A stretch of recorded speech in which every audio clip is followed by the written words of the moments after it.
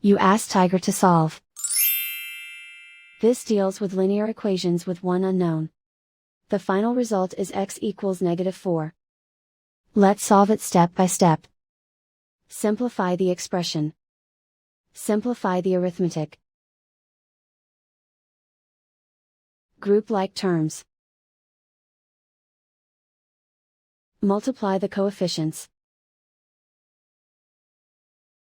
Break up the fraction.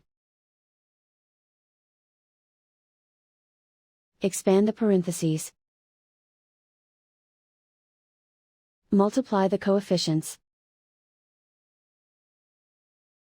Simplify the arithmetic.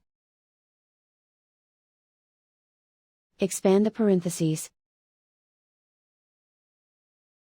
Multiply the coefficients. Simplify the arithmetic. Isolate the x.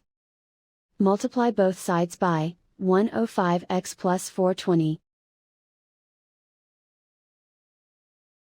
Expand the parentheses. Simplify the arithmetic. Multiply by 0. Group all constants on the right side of the equation. Subtract 4 from both sides. Simplify the arithmetic.